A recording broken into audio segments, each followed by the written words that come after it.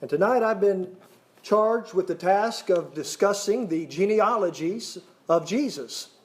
And I would like to do so with the thought in mind of emphasizing the identity of Jesus Christ and, of course, glorifying Jesus Christ. You know, genealogies in the Bible, to the casual reader, seem to be uninteresting and unimportant. These long lists of ancestry are usually skimmed or skipped altogether. But the serious student of the Bible can see in the genealogies a very important message. They can see that these genealogies are not only important, but they are also very interesting, filled with interesting information that can help create within us a greater appreciation for the power of God, the wisdom of God, the providence of God, and certainly create within us faith in Jesus Christ as the Son of God and, of course, the Messiah of God.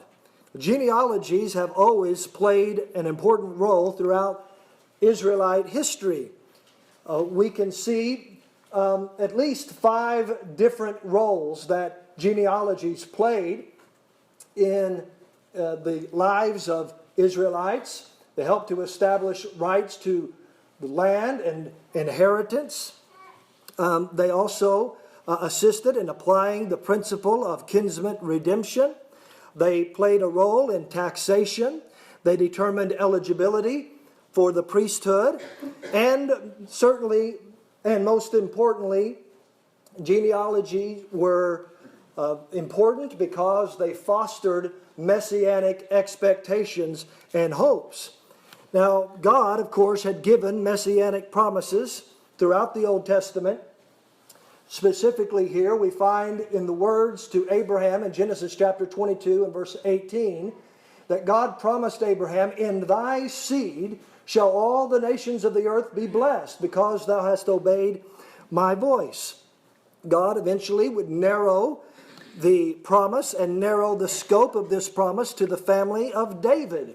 We find in 2 Samuel 7, verses 12 through 13, that God said to David, "When your days are fulfilled and you rest with your fathers, I will set up your seed after you, who will come from your body, and I will establish his kingdom.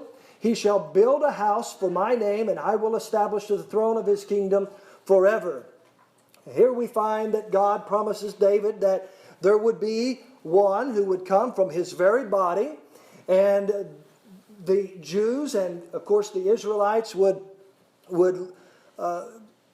emphasize genealogical records because they understood that the Messiah was going to come from a very specific bloodline.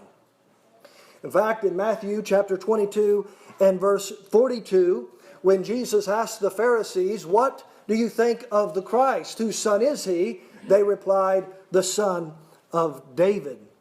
So based upon such promises, the Jews anticipated the Messiah to be born in the family of David. And thus, in keeping and preserving genealogies, or the records, became extremely important among the Jewish people. The genealogy of Jesus Christ, as we find it recorded within the Gospels, really is found in 2 places only. Matthew chapter 1, verses 1 through 16. Luke chapter 3, verses 23 through 38. And we see that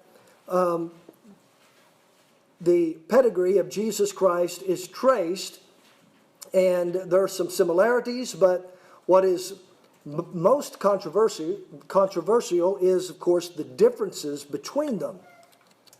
Now, Matthew, the placement of these genealogies is very distinct. Matthew places the genealogy of Jesus before his birth, as you would expect, but Luke places it before the ministry of Jesus, just as in the case of Moses, his genealogy is recorded before his public appearance before Pharaoh. We find that the genealogies begin somewhat differently. Matthew says, "The book of the genealogy of Jesus Christ, the son of David, the son of Abraham." Luke says, "Now Jesus himself began his ministry at about 30 years of age, being, as was supposed, the son of Joseph, the son of Heli. So Matthew and Luke are much different from each other. We see that Matthew begins with Abraham, and he goes all the way down forward to Christ, from Abraham to Christ, from father to son, 42 generations. And Matthew was writing to a Jewish audience, and his emphasis would be upon Abraham because of that. Luke, however, begins much differently. Luke begins with Jesus, and he goes all the way back to Adam, from son to father, 77 generations. Matthew begins much differently than Luke.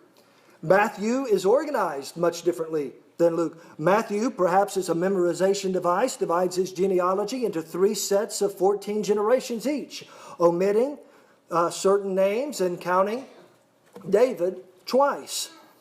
Luke, however, gives a more exhaustive listing. Matthew references 5 different women who are connected to prominent men in the genealogy, while Luke does not mention a single woman, not even Mary. From Abraham to David, Matthew and Luke are the same. You'll read their genealogy and you'll see that from Abraham to David, they list the same names. But from David to Joseph, they are different. Matthew traces the line through David's son Solomon and the kings of Judah, while Luke traces the line through David's son Nathan, who is, of course, no king, who is a non-ruling son. The two lists continue to be divergent all the way to Joseph, with one possible exception, Zerubbabel and his father Salathiel, who may actually refer to the same individuals. Matthew lists Joseph as the son of Jacob. Luke lists Joseph as the son of Heli. Now that's a problem, it seems, because this apparent discrepancy between Matthew and Luke has become the source of much disagreement and is often used by critics of the Bible to attack the veracity and the accuracy of the Bible account. Now, I would like to add, if, however, the two genealogies are incompatible and contradictory, they would have been exposed a long, long time ago by the earliest enemies of Christianity. But they were not. There was no such allegations made in the early days of inaccuracy and contradiction. If contradiction or if proof of contradiction existed, it would have been exposed, certainly, or would have been promoted by the enemies of Christianity, but it was not, because contradiction could not be shown. Even among respected scholars, though, who accept Matthew and Luke as credible, there is a disagreement on how best to harmonize the two accounts.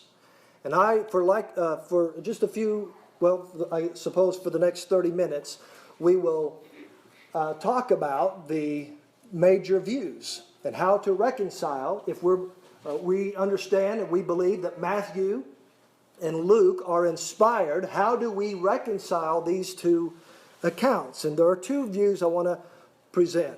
The first view number one, is the idea that both Matthew and Luke give Joseph's genealogy. They're giving the lineage of Joseph. And according to this view, Matthew gives the legal line of descent from David, listing the heir to the throne had it continued, while Luke gives the physical descent of David in the branch of the family to which Joseph belonged. The father of Joseph, according to Matthew, is Jacob, and according to Luke is Heli. So here is the question. How can it be said that Joseph is the son of two different men? Well, the discrepancy is explained by the Jewish law of levirate marriage. And this law is found in the book of Deuteronomy, in chapter 25, verses 5 through 6, where the law of Moses explains and sets forth this principle. If brethren dwell together, and one of them die, and have no child, the wife of the dead shall not marry without unto a stranger. Her husband's brother shall go in unto her, and take her to him to wife, and perform the duty of the husband's brother unto her. And it shall be that the firstborn which she beareth shall succeed in the name of his brother which is dead, that his name be not put out of Israel.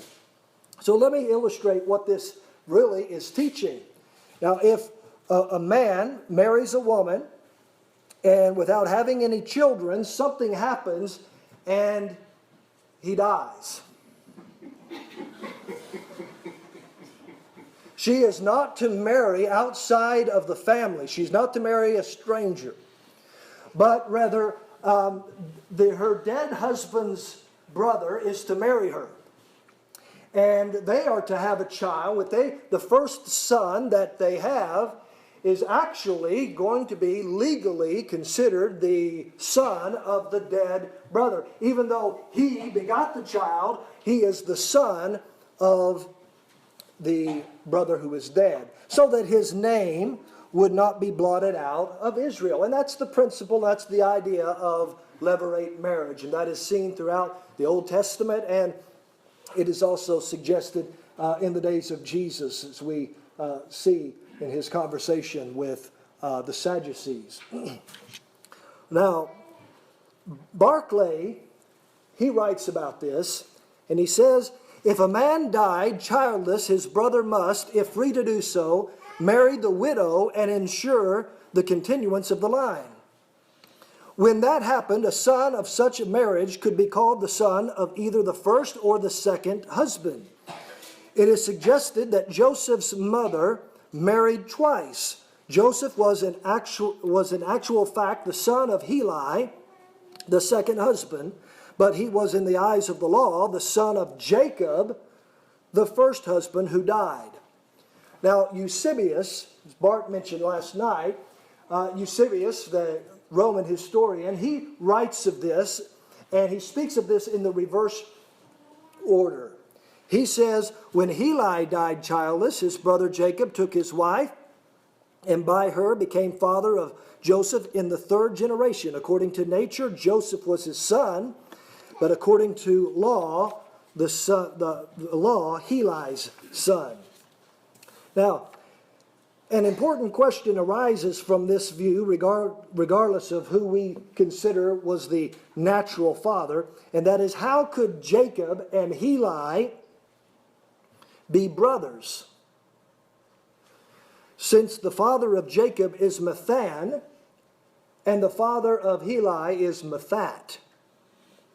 You see, Methan, who descended from David through Solomon, and the father of Heli is Mephat, who descends from David through Nathan. So you've got two family lines. And how could we find that Jacob and Heli are brothers if they come from two different lines? Well, this is explained. Now, some argue that the father of Heli and the father of Jacob, Methan and Mephat, are actually the same person, just a misspelling or a mistake, a scribal error, or that it was simply referring to the same person. If that's the case, another levirate marriage is needed to explain how a different person, Eleazar and Levi, could be the father of Mephat or Methan. This approach is not impossible, but less probable. In fact, this entire view is based largely upon unproven conjecture. The oldest and perhaps best answer to this question goes back to Julius Africanus, who Eusebius writes about and speaks about. And Julius Africanus was a 2nd century historian. And he writes about Methan and Mephat, and he claims that Methan of Solomon's line marries a woman named Esther who bears him Jacob. Now, because they have a son already, because Methan dies already having a son, and we'll just make him die of natural causes this time, right? She is free to marry outside of the family. And because of that freedom, she marries a man named Methat. Now, according to Eusebius, accordingly, Esther, by her second husband, bears a son named Heli. So Heli and Jacob are half-brothers, and they have the same mother, but they have different fathers. Jacob's father descends from David through Solomon, and Heli's father descends from David through Nathan. And that's how it is explained, if we're considering Matthew and Luke to be the genealogies of Joseph. And that is how Eusebius explains it, as he is referring to Julius Africanus. Now here's a problem, though. Now let me show you the words of Eusebius. It says, the wife in question, whose name is given as Esther, first married Methan, the descendant of Solomon, and bore him Jacob. Then on the death of Methan, the widow married Melchi, whose line went back to Nathan, and who belonged to the same tribe, though not to the same family, and by him had a son, Heli. Thus, though the families were different, we shall find that Jacob and Heli had the same mother. When Heli died childless, his brother Jacob took his wife, and by her became father of Joseph in the third generation. So here is the problem.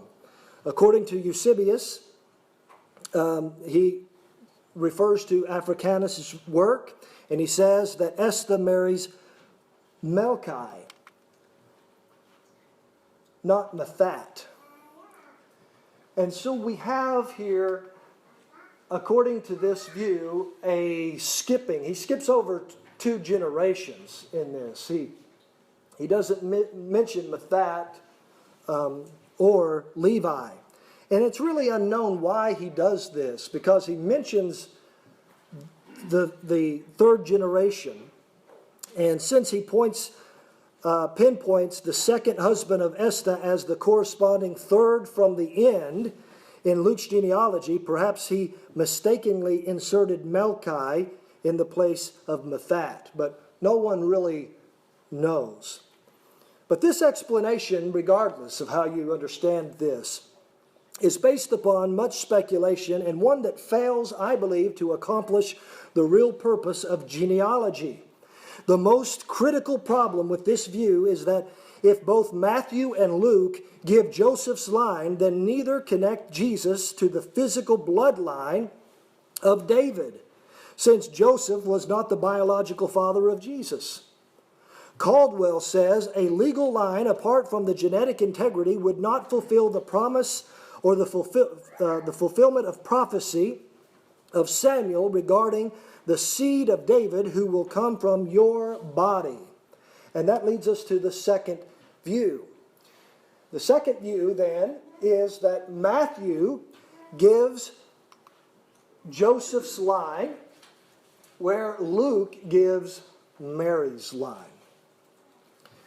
And Matthew's record as the genealogy of Joseph is seen here, giving Jesus the legal right to the throne of David through Solomon, and Luke's record as the genealogy of Mary, giving Jesus the physical right to the throne of David through Nathan. This approach sees Jacob as the physical father of Joseph, and Heli as the father of Mary and the father-in-law of Joseph. And that raises an important question. If that is the case, could it really be said by Luke that Joseph was the son of Heli, even though he was not the physical son of Levi, only the legal or the lawful son of Levi by marriage? Well, various scholars, and Fowler in particular, he mentions that there were at least 5 different ways that a person could be considered the son of another man. Through natural birth, of course, also through general descent. He could be considered a son even if he was adopted. The levirate son situation, as we described. But then there was also the son-in-law, as is illustrated here in 1 Samuel 25, where Saul refers to David as his son, and even though we understand that to be a son-in-law. Now, Machen, who sees Joseph as the heir of Heli by his marriage to Mary, proposes a slight modification of this view. This view suggests that Heli died with no sons, making Mary his heiress, in accordance with the provisions of Numbers 27, 1 through 11, and 36, 1 through 12. Consequently, therefore, Joseph may be designated in the Lucan genealogy as the son of Mary's father, Heli. Some scholars, unnecessarily I believe, use rabbinic tradition to suggest a connection between Heli and Mary. Some believe that the Talmud actually refers to Mary as the daughter of Heli, and that is inconclusive, and I think even unproven, because it doesn't specify Mary. It mentions a Miriam, and there's debate as to whether or not it's the same Mary that we're speaking of here. And therefore, it's, I think, an unnecessary argument to refer to the Talmud as proof of Mary being the daughter of Heli. Others may have more information on that. But this view that Matthew gives Joseph's genealogy, Luke gives Mary's genealogy, I think is consistent with the perspectives that they wrote from. You'll see here that when you look at Matthew's account, that Matthew focuses on Joseph. And he writes from Joseph's perspective over and over again. He is the focus of the account. The angel addresses him. The angel warns Joseph to flee into Egypt and informs him about the death of Herod. However, Luke writes from Mary's perspective. The angel's announcement is to her, her visit to Elizabeth, her song of praise, her delivery of Jesus, her ponderings in her heart, her sacrifice in the temple. Simeon's address is to her, and her words to the boy Jesus in the temple. So Luke is writing from her perspective all along. It is not unreasonable then to apply Luke's genealogy to Mary. And somebody might say, well, why doesn't Luke mention Mary in the genealogy? And the absence of Mary's name in the genealogy, I don't believe, does any damage to this view. Godet agrees. He says ancient sentiment did not comport with the mention of the mother as the genealogical link. So this practice is in accordance with the Israelite law that genealogies must be reckoned by father, not mother. In support of this view, Linsky points out, he says, how Luke could think of appending a genealogy of Joseph after saying that Jesus was only supposed to be a son of Joseph, that is, a physical son. Luke himself, having shown at length that this supposition was wrong and that Jesus was a physical son only of Mary, has yet to be made clear by those who find the genealogy of Joseph here. The case is entirely different in Matthew, for there Joseph's genealogy is given as the husband of Mary, of whom was born Christ, end quote. Now, why then would Luke focus on the line of Nathan and avoid the royal line of Solomon? Why would Luke give us the genealogy of Jesus and avoid the royal line of Solomon in favor of the less known line of a son of David named Nathan? Well, I believe the answer reveals a very marvelous solution to a genealogical dilemma brought on by God's curse upon the royal line of David. And I want to talk to you for a few minutes now about this curse. But before we do, I want to notice that when God spoke to David, as we already mentioned somewhat of God's promise that God was going to raise from the very loins of David, the seed of David, from his own body, the Messiah, that we find that God is going to give David some promises. And he's going to give him two unconditional promises.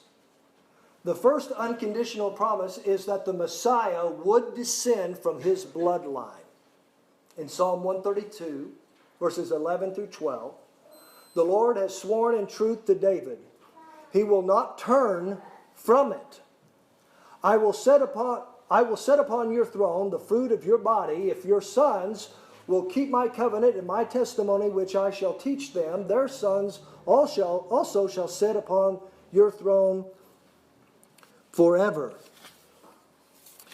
Now God's promise here to David that the Messiah would descend from his bloodline, and this is an unconditional promise. He will not turn from it. Notice, however, that the promise of the Messiah's physical descent is extended to David's children with conditions.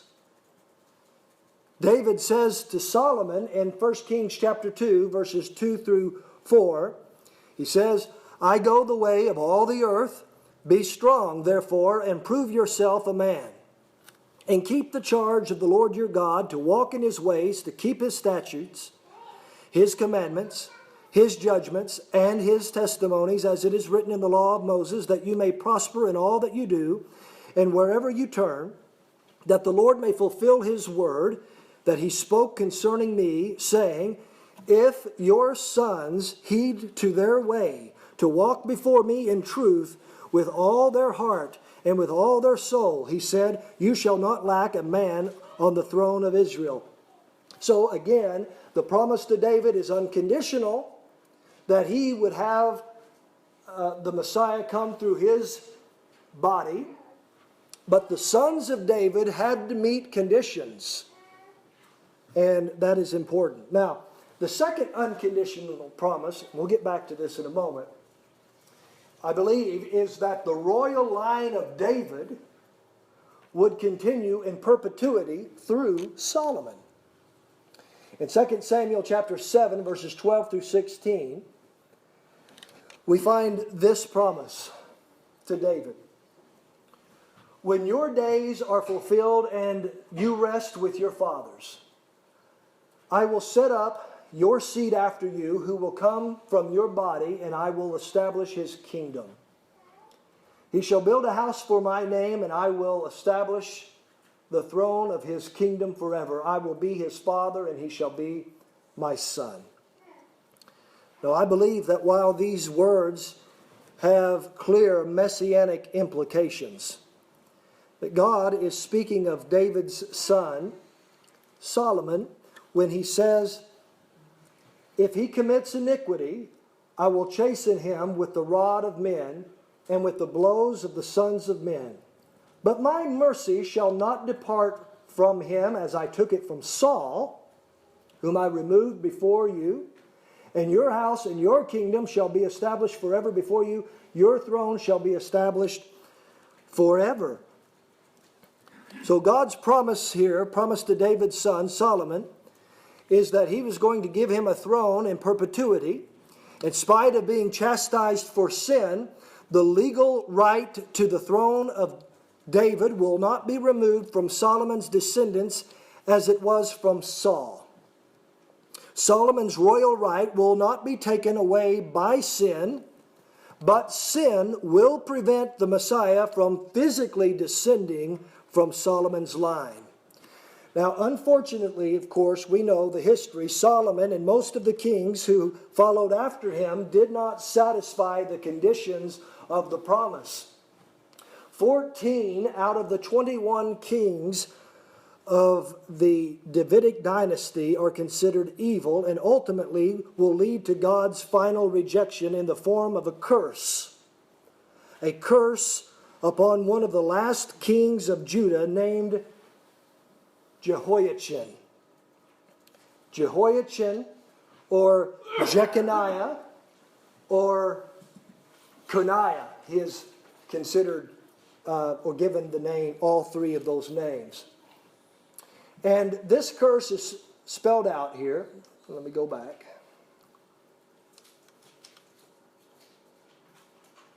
In Jeremiah. Okay, we had a little lag there.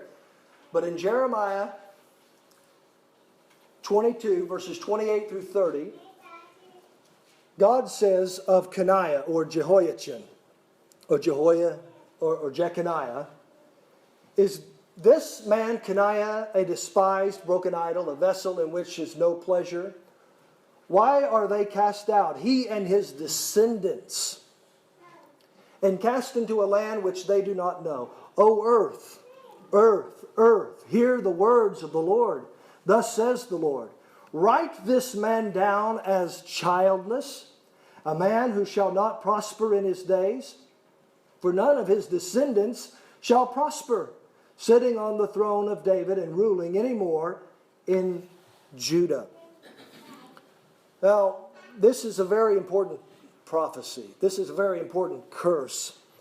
After a short reign of about 3 months, Jehoiachin, or Coniah, receives this divine curse upon his royal line. No man of his seed shall prosper sitting upon the throne of David.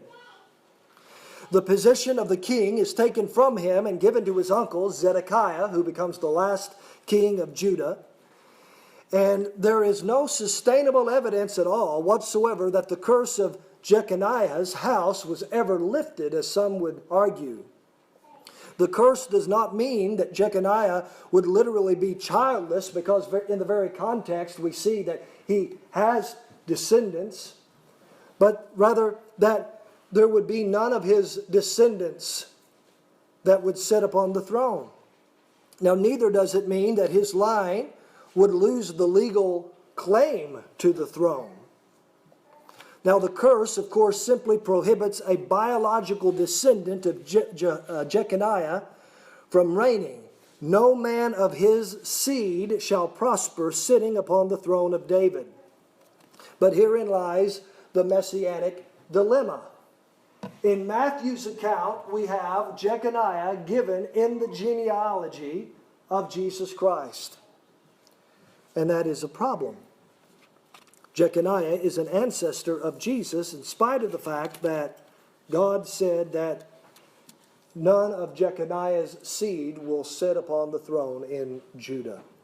How could Jesus obtain the legal right through Solomon's line and thereby satisfy God's unconditional promise, and at the same time avoid the curse that God accompanies being physically, or that accompanies being physically born into that line?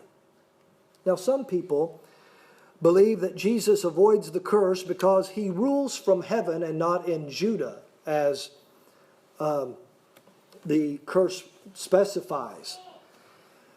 And that seems to be a compelling argument. However, the solution that proposes fails to take into account the curse of Jehoiakim, the father of Jehoiachin. And the curse of Jehoiakim, mentioned in Jeremiah 36, 29 through 30, does not limit the curse to a location. Now, others believe God reverses the curse of Jehoiachin in the days of Zerubbabel. Now, this solution also falls short, for Judah receives no king after Zedekiah, only princes or governors. Zerubbabel is appointed governor and not a king of Judah. So the curse of Jeconiah is not lifted. and I don't believe there's any sustainable evidence to support that it was. But by giving Mary's genealogy, what we have here is Luke providing the most plausible and convincing solution to the curse.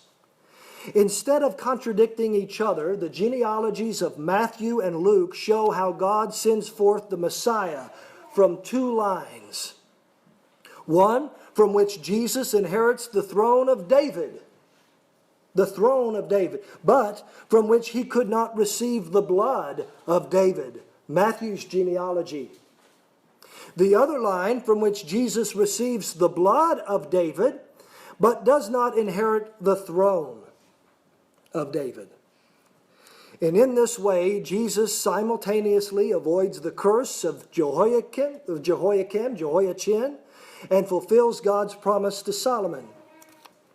Gramacki says, the only way for Israel to have a rightful king apart from the divine curse was through the virgin birth.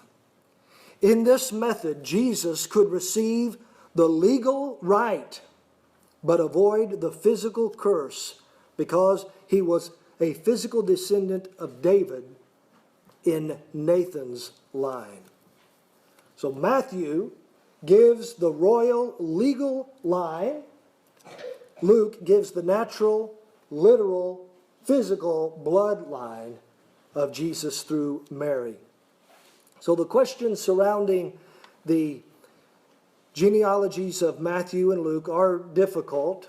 There's a lot more to it than what I have presented. There's a lot of different views and different explanations for the views that I have given with more details, I should say.